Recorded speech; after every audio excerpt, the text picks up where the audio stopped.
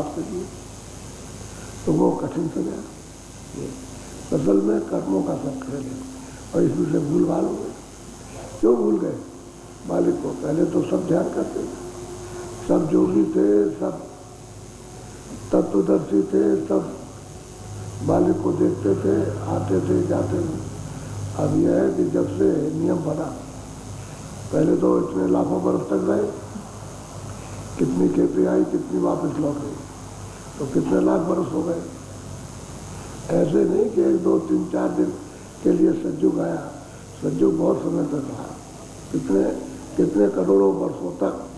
और कितनी खेतें वापस लौट गई। तब सब सज्जुग जोगी सब ज्ञानी थे, एक भी यानी कोई मतलब यह है कि अल्प ज्ञानी नहीं था, सब मतलब परम पद के समझकारी। ये तो जब सतयुग कहा, जब वो समय समाप्त हुआ, जबकि इन्होंने विधान बनाया, जब विधान बना दिया तो इसकी शुरुआत हो गई है। ब्रह्मा ने लिखा और सबको सुनाया और सबको अधिकार दे दिया कि भाई देखो यहाँ से शुरुआत हो रही है, आपको आज़ादी मिल गई, कर्म करने की आप जैसे वापस जाना चाहो चले जाना, लेकिन ये काम मत करना, ये पाप है, बस ये यहीं से बंधा हुआ। जंजीर जो पड़ी, रस्सी पड़ी खूंटे में, वो यहीं से बंधने की पड़ी,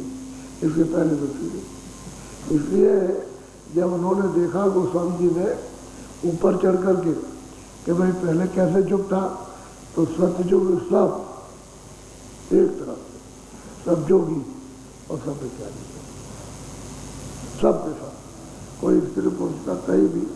एक भी इशारा नहीं किया कि कोई अज्ञानी थे, सब परम पद के अधिकारी थे, सज्जुग और लाख बरस की आयु थी,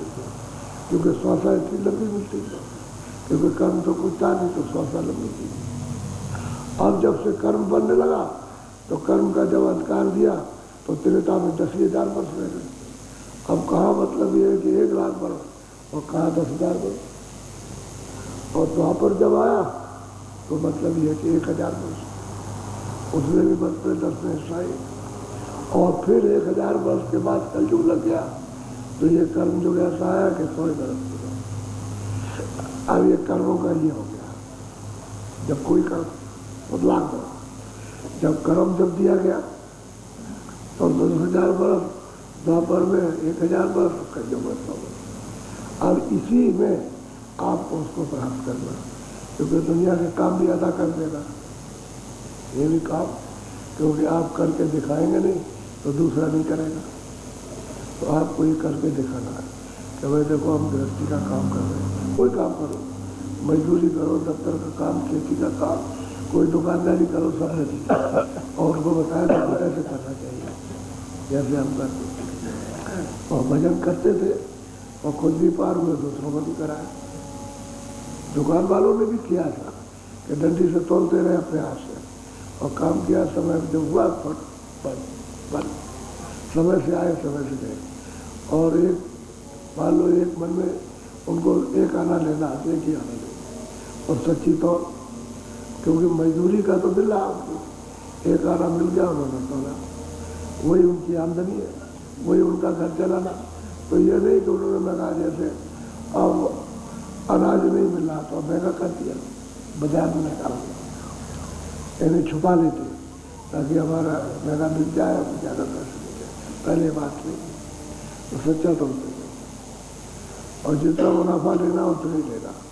यानी मेहनत की मजदूरी लेनी, और उतने में उनका काम चलता। और शाम को और ज़्यादा नहीं कि 100 ग्राहक आ गए, 1,000 आ गए खड़े हैं, तो हमको अभी कुछ नहीं, बंद, 5 बजा के बाद अपने चले गए।